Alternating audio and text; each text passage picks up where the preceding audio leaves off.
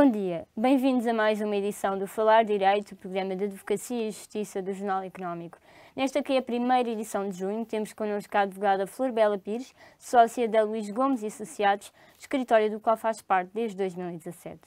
Muito obrigada pela sua presença aqui, Dra. Flor Bela. Maio acaba de findar e foi precisamente o mês em que se celebrou a efeméride do Dia do Advogado, 30 anos desde que se celebra. O que te pergunto é, hoje ainda faz sentido esta data e como é que vê a profissão neste momento? Obrigada, em primeiro lugar. Penso que faz todo o sentido a data, faz todo o sentido refletir sobre a posição do advogado. Diria até que faz mais sentido do que, por exemplo, há 10 anos atrás. Eu penso que estamos perante novos desafios em várias áreas. Acabamos de viver um período, por exemplo, o período da pandemia, que foi um período de restrição de direitos e de liberdades e, portanto, nessa perspectiva é sempre bom saber que, ou relembrar que o advogado não é só alguém que defende um caso em tribunal, mas é também um guardião do Estado de Direito e dos direitos, liberdades e garantias. E, portanto, refletir sobre essa posição, ser um instrumento de supervisão sempre que há limitações aos direitos, liberdades e garantias, é algo que tem que estar sempre presente, penso eu, em qualquer advogado. Isto é, eu acho que o advogado deve ser também um ativista na supervisão do respeito pelos direitos, liberdades e garantias. Portanto, há esse aspecto. Depois, há também o aspecto já mais ligado, por exemplo, ao exercício concreto da advocacia, no meu caso na área bancária e financeira, que é repensar também como é que está a nossa regulação, se faz sentido termos uma regulação tão pesada e tão difícil, difícil de aplicar, muitas vezes difícil de compreender. E, portanto, termos aqui também um papel de colaboração com as autoridades, no sentido de encontrar as melhores soluções, aquelas que são mais eficientes. Portanto, sim, acho que faz todo o sentido. Entre os advogados da área e os reguladores é comum, ainda se precisa dar um salto, é esse salto que se defende? Enfim, há várias maneiras de ver essa colaboração. Em primeiro lugar, sempre que há projetos que implicam reformas na regulação, é comum que os anteprojetos sejam divulgados e que sejam submetidos a consulta pública e, portanto, nessa medida, no âmbito dos processos de consulta pública, podem intervir os advogados, quer através das sociedades, quer individualmente, quer a própria Ordem dos Advogados, que também costuma dar parecer sobre projetos, em geral, não só sobre a área regulatória, como é evidente. Portanto, existe isso, existe também, enfim, aqui com variações, porque se descermos ao pormenor, tudo acaba por depender das pessoas, dos departamentos, dos casos concretos, da forma como elas são abordadas. Mas, numa generalidade. Mas, enfim, de uma maneira geral, existe uma postura de colaboração sempre que estamos perante uma situação nova. E tenho tido essa experiência. Aliás, comecei por ter essa experiência ainda jovem, jovem técnica da CMVM, quando acabei o estágio e iniciei a minha carreira. Portanto, lembro-me perfeitamente de termos reuniões em que apareciam emitentes que queriam emitir um instrumento que nunca tinha sido emitido em Portugal e, portanto, tínhamos uma reunião e depois nós íamos estudar se aquilo que nos estava a ser proposto era compatível com a legislação vigente à data.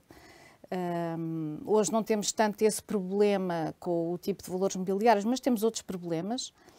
E, portanto, essa colaboração existe quando há situações inovadoras, situações que são pouco claras, há uma atitude de vamos estudar de um lado e do outro, portanto, isso sim, isso existe. Mas, independentemente disso, há muita dificuldade, até porque a legislação também é muito determinada por aquilo que está em diretivas e em regulamentos comunitários e, portanto, As autoridades nacionais nem sempre conseguem ou têm o poder de determinar todas as soluções e por isso torna-se difícil para ambas as partes. A solução poderia passar por uma maior autonomia das autoridades nacionais, ainda que isso revertesse todo o sistema.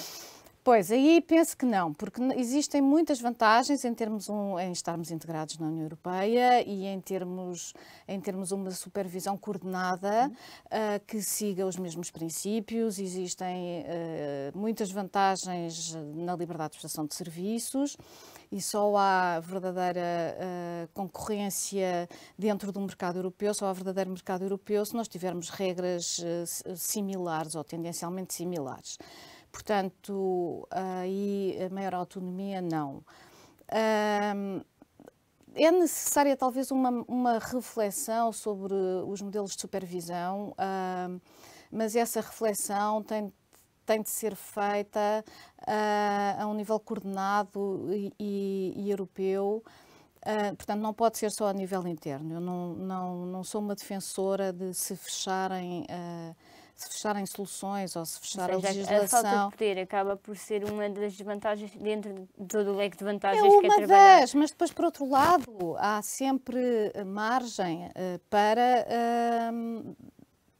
aumentar a regulação, porque existem aspectos que são deixados à liberdade dos Estados-membros. E é aí que me parece que, por causa de coisas que aconteceram em Portugal, se gerou uma ideia de que é preciso regular mais, é preciso dar mais poderes e às vezes poderes que quase são uma ingerência em decisões de gestão, por exemplo, das instituições bancárias. E aí é que eu acho que talvez não seja o caminho certo. O facto de termos alguns, se calhar, traumas no passado recente. Traumas no passado recente, porque houve coisas que correram mal, não podemos presumir que todos os intervenientes do mercado são desonestos ou estão a ter condutas pouco prudentes e, portanto, não podemos querer regular tudo, porque quando regulamos tudo,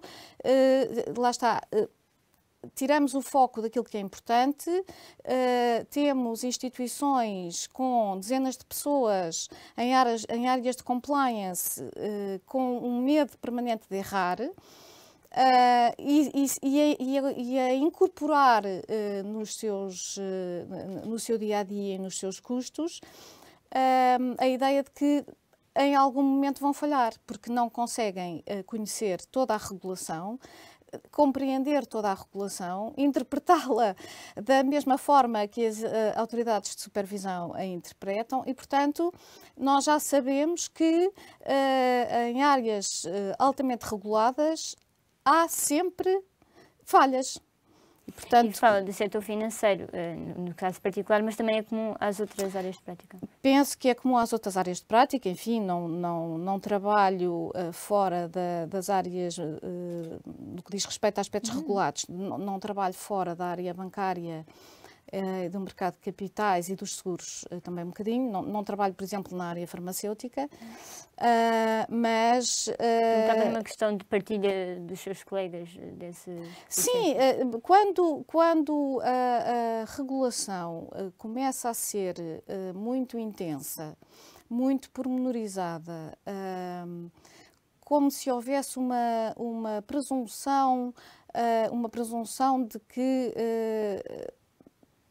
as instituições estão sempre a tentar fugir às regras. E a criação a utilização de muitos conceitos indeterminados e muita desgraduação normativa também, porque depois isto quer dizer o quê? Quer dizer, por exemplo, temos uma regra que diz, por hipótese, que o Conselho de Administração tem de ter um número suficiente de membros independentes.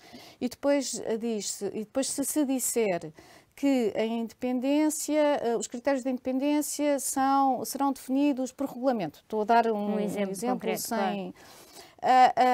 Temos aqui uma desgraduação normativa de um aspecto essencial em que depois já não são os órgãos de criação da legislação que vão criar a regra, mas sim uma autoridade que a vai regulamentar. E, portanto, isto é... calcanhares daqueles da regulação. Pois. Muito obrigada. Portanto, é sempre bom haver uma reflexão sobre para onde estamos a ir e, sobretudo, focarmos-nos naquilo que é essencial. E, obviamente, há trabalho a ser feito também nessa área. O aumento da transparência é essencial. Isso sim. A regulamentação do mercado da luta contra o branqueamento de capitais, portanto, tudo isso que tem sido feito recentemente também é essencial e também é importante, mas depois não se pode entrar na concessão de poderes que implicam uma interferência na gestão do dia-a-dia das instituições ou que impliquem que haja uma grande despesa só na preocupação do compliance. Às tantas cumprem-se as regras só por medo e para cumprir as regras e não por uma necessidade. E não para proteger os valores que lhes estão subjacentes. Eu posso dar um exemplo disto. Eu acho que era um bom mote para a nossa segunda parte e é tempo agora exatamente para um curto intervalo. Prosseguimos de seguida a discussão sobre financiamento das empresas e regulação.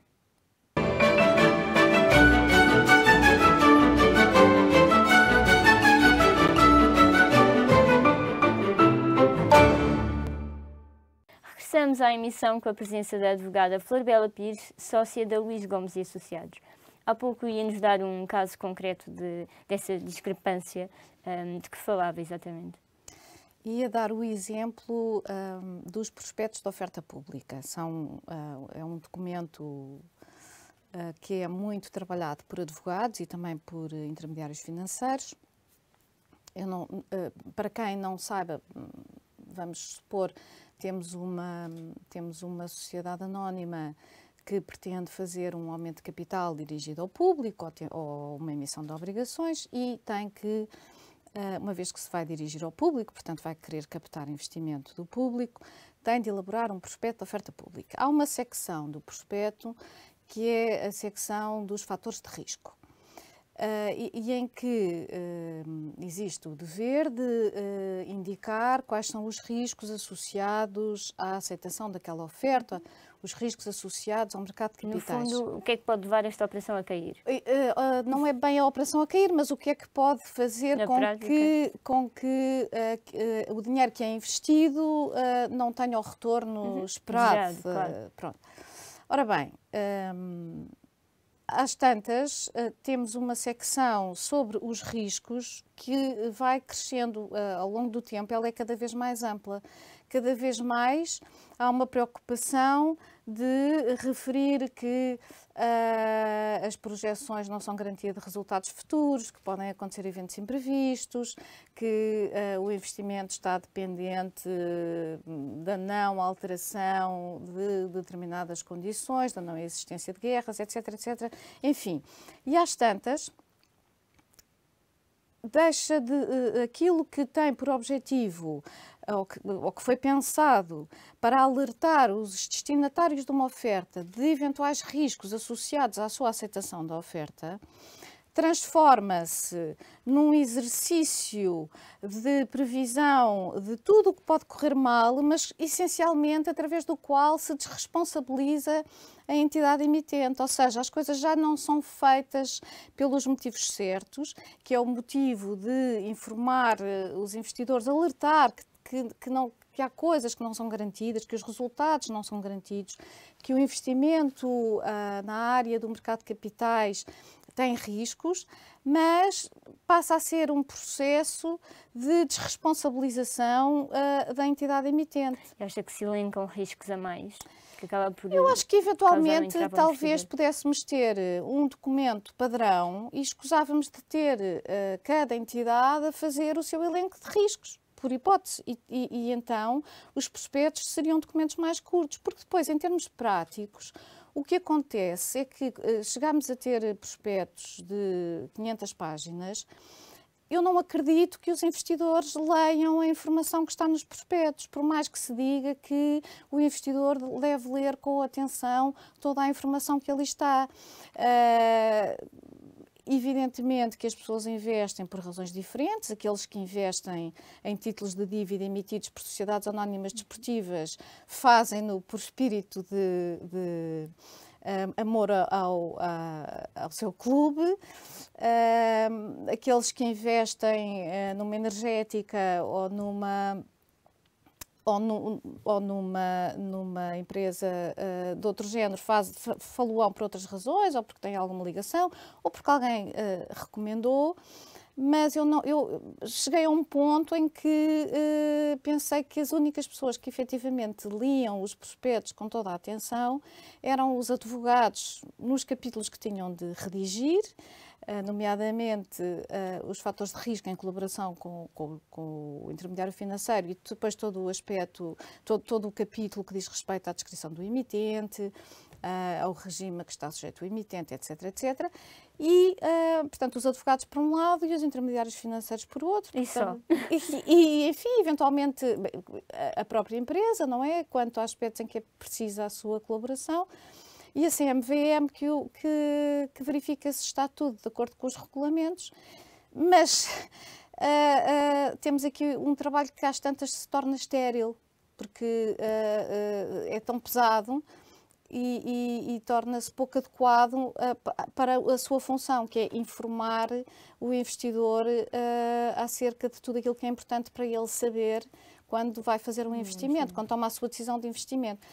As autoridades de supervisão têm noção deste problema e têm vindo a ser feitas tentativas de diminuir não a informação, mas o tamanho dos documentos, porque o tamanho mas também que defende, no fundo, é uma standardização desse documento. Isso já existe, ou seja, já existem capítulos obrigatórios, porque senão era impossível fazer supervisão. Sim, mas há pouco disse que havia uma Agora, harmonização.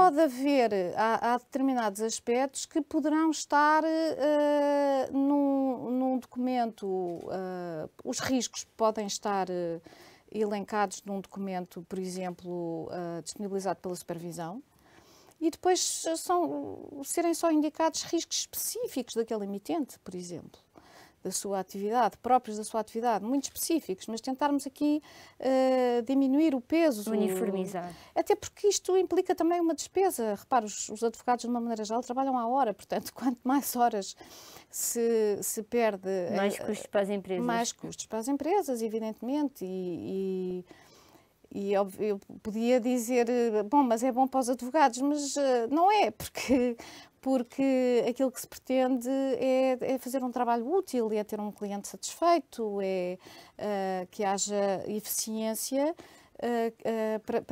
em todos os lados. Já que falamos no mercado, como é que vê o futuro deste mercado da advocacia, que no fundo não passa também de empresas, que são hoje em dia cada vez as sociedades? É uma pergunta que é bastante ampla. Há sempre há uma certa movimentação no sentido de agregação nas suas diversas formas. Não quero com isto dizer que agora deixam de existir escritórios pequenos e que todas as pessoas, todos os advogados vão funcionar em sociedades grandes. Não é isso. Depende muito das áreas. O movimento de associação ou de fusão entre sociedades é um movimento que vai continuar a existir, mas existem outras formas de ganhar as vantagens, de ter as vantagens da colaboração, como, por exemplo, através de parcerias entre escritórios, a nível nacional ou a nível internacional. Incluírem-se em redes. Ou em redes. Pronto, as redes, se forem bem feitas e se forem boas, são muito importantes. E são muito importantes não só pelo trabalho que se recebe dos colegas, mas também pela possibilidade de enviar trabalho. Porquê? Porque é importante para os nossos clientes saberem que estão a tratar um assunto connosco mas que se esse assunto tiver uma questão que implica uma análise de direito estrangeiro, nós rapidamente, no mesmo dia, conseguimos encontrar um advogado dessa jurisdição que nos vai responder. Portanto, eu gosto muito, nós pessoalmente, do nosso escritório, fazemos parte de uma rede que funciona bastante bem, já temos vindo a testar, apesar de estarmos lá só há um ano, é uma parceria para manter. É uma parceria para manter e é boa para nós, porque esta possibilidade que nós temos de contactar de repente um advogado num estado específico dos Estados Unidos da América, ou no Chipre, ou na Suíça, como temos feito, ou no Brasil. Portanto, isto é muito bom para nós. É muito bom porque facilita o trabalho que nós fazemos para o cliente, portanto é um trabalho numa perspectiva global. E acaba por dar escala, não é? Sim, dá escala sem ter as desvantagens de estar numa organização muito grande. Eu já estive nas duas e existem vantagens e desvantagens como em tudo. E retomaremos então na terceira parte deste tema. Temas que poderá acompanhar já de seguida, depois de uma pausa de breves segundos. Continue desse lado.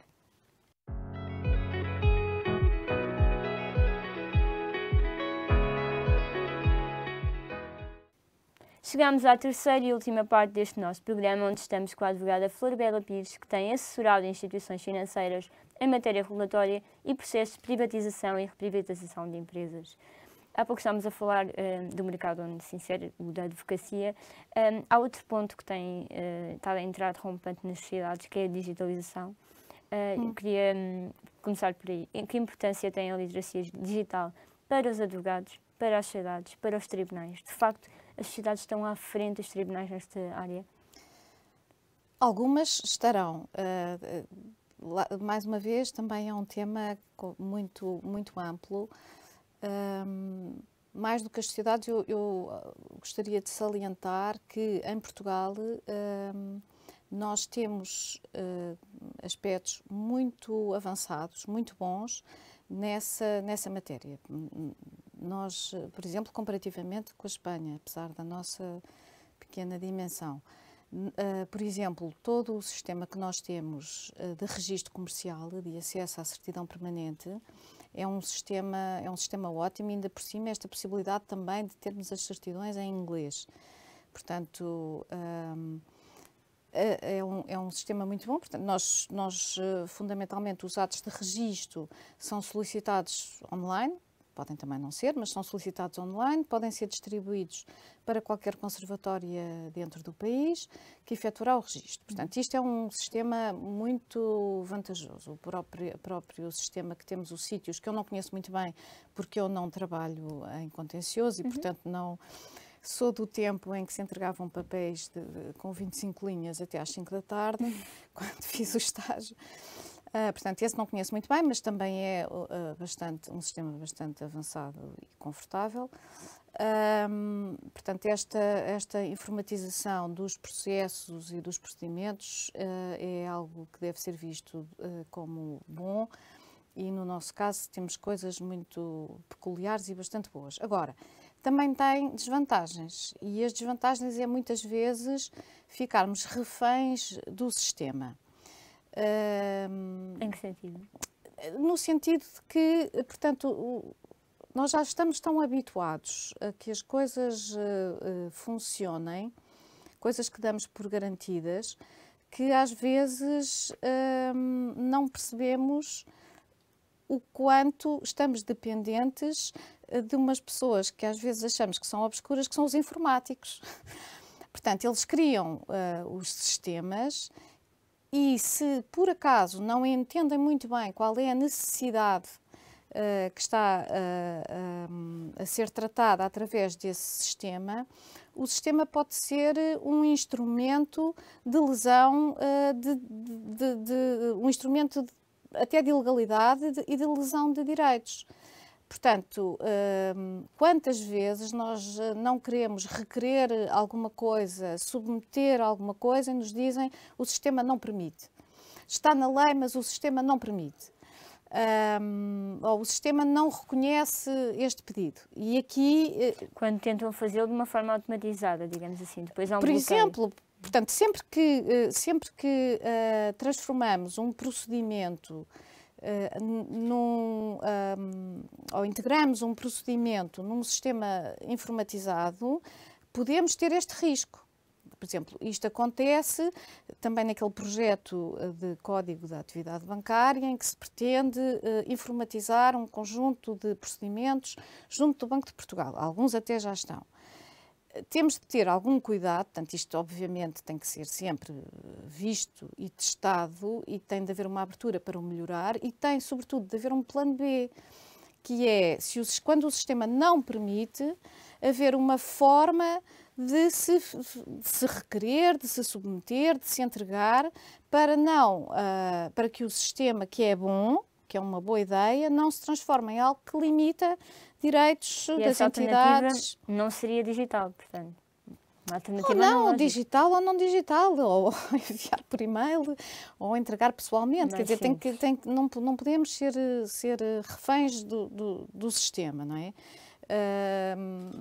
Eu posso dar um exemplo, não tem diretamente a ver com a advocacia, mas se tiver um problema na sua box, em casa, na televisão, vai demorar um bocado, vai contactar a operadora e o prestador de serviços e vai demorar um bocado até falar com uma pessoa.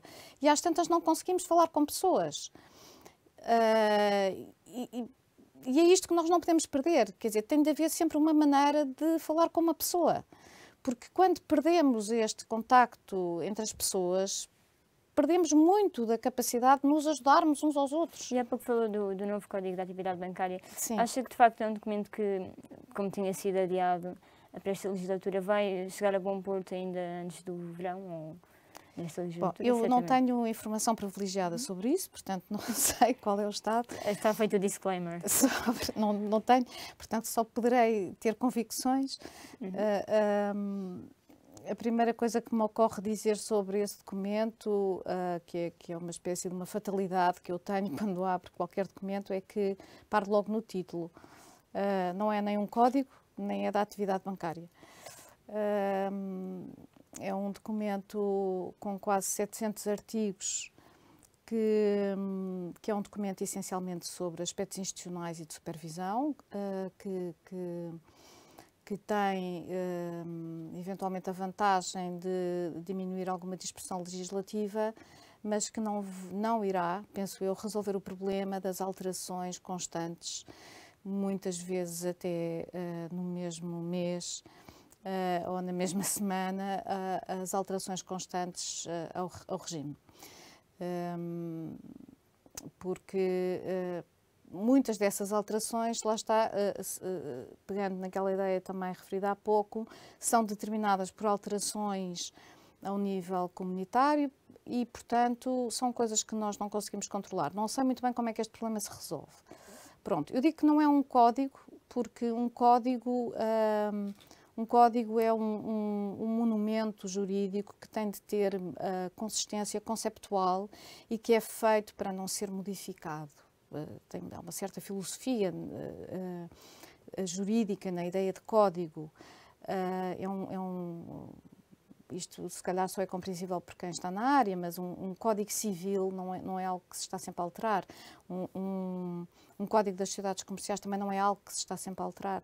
E um código da atividade bancária seria um código que regularia os depósitos bancários, a atividade de concessão de crédito, as garantias bancárias. Devia ser chamado apenas regulamento. Eu acho que se devia chamar regime da supervisão bancária, porque o que está ali, sim, o nome fácil seria regime da supervisão bancária. Porque se há coisa que ali não se regula é a atividade bancária propriamente dita. Lá está, isto... se pensarmos no plano filosófico, parece que estamos outra vez a perder o foco. Parece que, afinal, a atividade bancária já não é a atividade bancária em si, mas é a conduta bancária para o regulador. Quando começamos a chamar atividade bancária aquilo que é a organização das instituições e a forma como é feita a sua supervisão. A atividade bancária não é isso. A atividade bancária é um negócio que consiste, em termos clássicos e muito básicos, para quem nos ouve, na recepção do público de depósitos e na concessão de crédito. Isto é o básico dos básicos, não é? Depois a atividade, claro que evoluiu, que tem muita coisa, é muito mais sofisticada. Mas a atividade bancária não é a forma como a organização, como a instituição se organiza e como é supervisionada. E teoricamente está a ser interpretada dessa forma. É o que está nesse projeto de código, entre aspas, é fundamentalmente como é que as instituições se devem organizar do ponto de vista do seu capital, governação, códigos internos de conduta, regime da autorização, portanto, como temos atualmente no REGIX, não é? A autorização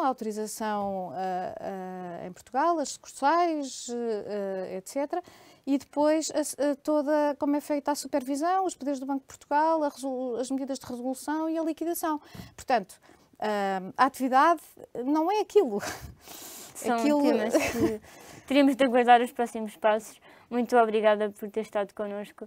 O Falar Direito regressa em breve com mais temas e novos convidados. Até lá, continua a acompanhar diariamente e ao minuto as notícias nas nossas redes sociais e no site do Jornal Económico.